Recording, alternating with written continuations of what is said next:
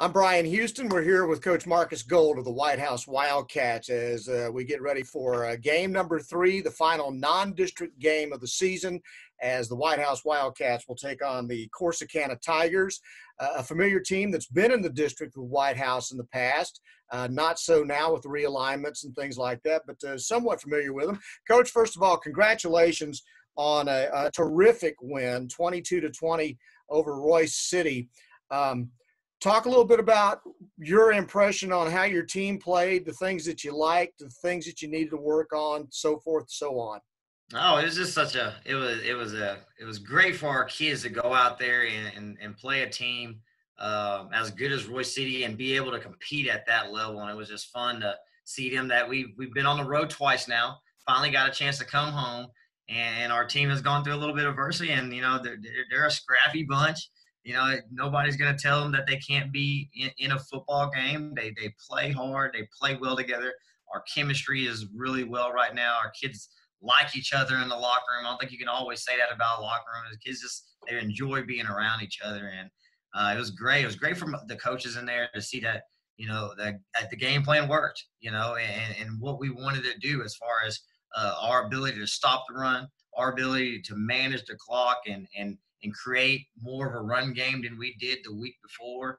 I always think like when you go into a game, you go into it with a game plan, and it's probably have a 50% chance of working because that other staff over there is working just as hard as you are in getting the game plan ready. And in the 50% times it doesn't work, you got to have really good in-game adjustments.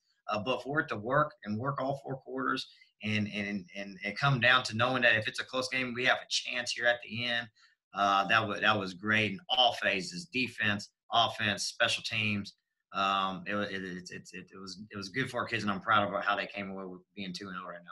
When we were talking on the radio, on the internet about the game the other night, I mean, we went into this thing as after seeing what Royse City had done against Frisco Centennial the week before, almost 700 yards of offense, and you without your home run hitter, and wondering how you would be able to match up, how you'd be able to slow them down. Did you ever imagine that your team was going to hold that bunch to 254 yards?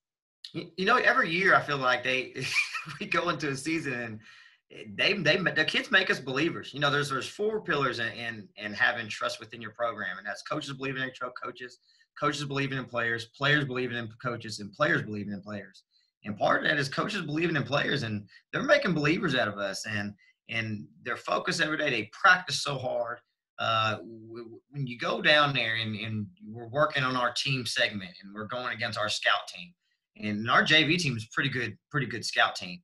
And no runs are ever, hitting for 20 yards or 30 yards. And you always wonder, all right, is it just because they're going against a scout team, or, we're going to see a lot more faster, bigger speed on a Friday night.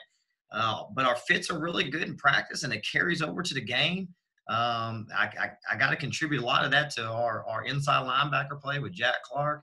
Braden Miller once again showed up making 10-plus tackles. Our defensive line is being technique and fundamentally sound and really being physical down there with 2 teams we've seen already that have overmatched us with size. So I've got to give them credit and how they work all day. It's just proven that the effort and the work that they put in over these last couple months has really paid off a little bit. So yeah, I was you go again and you go into it with the game plan. I was a little shocked at the outcome, but I was like, hey, let's keep it rolling. And our kids they just go out there and play. They don't care who they play against.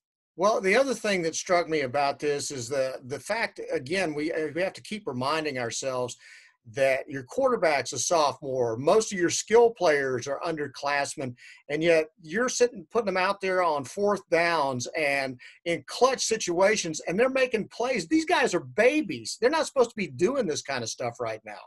Yeah, and the play you're talking about right there is the 4th down and 4 down there on the 4-yard line, and we're up by 2. In a college football game, an NFL football game, I think you look at it like, okay, let's go up to make them score a touchdown. Well, that's not the type of team Royse City is. They rush for 650 yards. They score 55 points. If they're going to march down the field, they're going to put it in the end zone. They're not. That wasn't the type of game where they're going to come away with winning by a field goal. They tried to get a field goal earlier in the game on a 30-yard line, and they faked it, and they scored off a touchdown on that. So that tells you that's not the type of team that they have. So going up by 2 scores was huge down there. And I think when we do things like that, when we go forward on fourth downs, when we fake field goals, when we fake punts, it lets the kids know that we're confident in them. And they're confident in going out there and doing it. And I tell them, hey, if you don't get it, hey, we'll try it again. That means we'll be due for the next one. Kind of like the week before. We go for it on our 2-point conversions. We're 0 for 2. I'll say, hey, well, we're due for one this week. And they go out there and we get that 2 points, and it ends up being a big part of the game. When I talk, I don't like to focus on quarterback play, because obviously that's the key guy, but they always seem to get the most attention.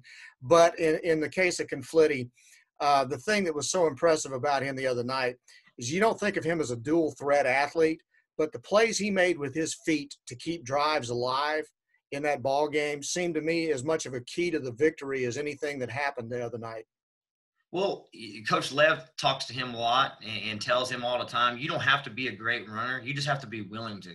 And I think that's what we're seeing out of him lately. And his confidence is getting more higher. And one thing I've talked about him early on, and I'm seeing him now, and the thing I focus on is not the X's and O's part, is his body language. And what is his body language when he does drop the ball on the ground? And what is his body language when he does score a touchdown? And I think that's so crucial as a quarterback play, because that's where everybody's looking at. Everybody's looking at you. And based on your body language and how you respond, whether you're a sophomore or a lot of that's the way your teammates respond around you. So, I thought that was really been impressive with him. And I was talking to him earlier today. It's like, are you gaining a little bit more confidence? You feel a little bit better after that first scrimmage? He's like, oh man, after that first scrimmage out in Greenville, he's like, I was nervous, coach. I didn't know about that one. And he played well at that scrimmage. That's what got him a starting spot. He's like, it's even a lot much different than Forney. And that's what you see with, I think with when you're playing a lot of young sophomores, is that they gain a lot more confidence in those in games early on, as opposed to maybe a junior or a senior who's been doing this a while. It's that experience is you gain a lot more ground with experience, and that's what I talked to you about before, is that I think we've taken advantage of the delay. We've taken advantage of having a lot of practice time, because we've had a lot of younger players, and it's been fun to watch them play. All right, let's shift gears to Corsicana. They lost last week to Frisco Lebanon Trail by 3 points, 34-31. What do you know about them? Well, they're big up front. They're physical up front. Corsicana, we're very familiar with them. They were in our district a couple years ago. I remember back when I coached at Ennis, they were a big rivalry over there. They've always been very physical. They've always been able to establish a really solid run game. I know how Austin's running a different type of style of offense as opposed to the old power eye that they ran. But they still have their best athletes at running back, the next best athletes right there at quarterback. They run a lot of intermediate routes, and receivers run hard, and you can tell that they're very well coached. Defense is very sound. They're sound on special teams. So it'll be another very tough opponent that they're in that district with Royse City and Ennis, to where they're competing at a high level every week in and week out. So it'll be fun to be at home, and it'll be another different challenge for us. They're super athletic. So minimizing that space out there and making sure that we're running to the football and making solid tackles in the open field, a lot like we did last week against some of those the guys from Royse City. Will be crucial for us, and being able to chew up some of that clock. I think that's huge for a defense. Our defense had 40 plays of defense last week, and that's incredible. So it doesn't matter how many points we score. The production that we had on that side of the ball on both sides has been really good, and we've been able to complement each other. So it'll be another one of those games where we really need to make sure that we're complementing each other on both sides of the ball.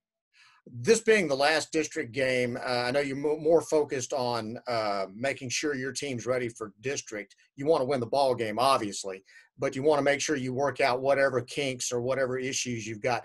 What are the things that you really want to focus on as far as this ball game Friday night to get you ready for district? What things do you think you need to work on?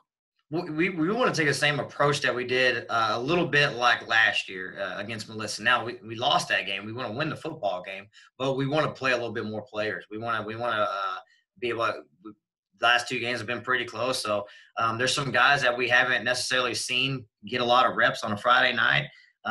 With everything that goes on with COVID-19, with injuries and everything else that happens in a football season, you don't want to have a defensive end or a receiver have their first their first game in the middle of district. We want to give them an opportunity to go out there and compete a little bit this week.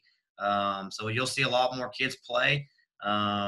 We want to, build a little bit more confidence going into district. It's always nice to make sure if you could come away with a win, or if you could at least compete, that's always nice. And we want to stay injury free. So we're always crossing our fingers and saying, hey, if we stay healthy, that's a win by itself. And what's the situation as far as crowd and how many people are allowed to come to your game? It looked like a big crowd last week at Royse City. What are y'all capping it at? 50%, 25%? It is 50%, and I think people don't realize is 50% is a lot of people. So we sold out of our season tickets, in a matter of probably 2 weeks. And because people want to be here, we have a lot of kids in the program. We have parents wanting to come out and support. So Coach Cook, Mrs. Jackie, they've done an unbelievable job in kind of creating, I guess, kind of like Tetris in the crowd and making sure everybody's spaced away from each other. And at the 50%, our band's going to be on the opposite side over there in the end zone, to where they're spaced out. I know our drill team's on the opposite side spaced out. I know our fans are anxious to get after even the visitor side tickets and seeing, hey, are those sold out yet for Corsicana? Because they're trying to jump over there on that side. So I guess it's almost a little bit more like a college atmosphere now, that when you move around and you go to these stadiums where some of their fans are on your side, there's only one band over there playing the whole time. So it'll be interesting. It'll be fun to be at home, but I know there's going to be a lot of people out, a lot of people enjoying it, and hopefully everybody does their job and spacing out and wearing a mask so we can continue to have another successful home game. Well, it's amazing. 2-0 on the road, and now you finally get to play at home. So we're really looking forward to the ball game this Friday night with Corsicana. Coach Gold, thanks very much for your time. We really appreciate it. Wish you best of luck. Yes, sir. I appreciate you. Thank you. That's Marcus Gold from Whitehouse High School as we get ready for the Whitehouse game against Corsicana, and we'll be having the kickoff coming up.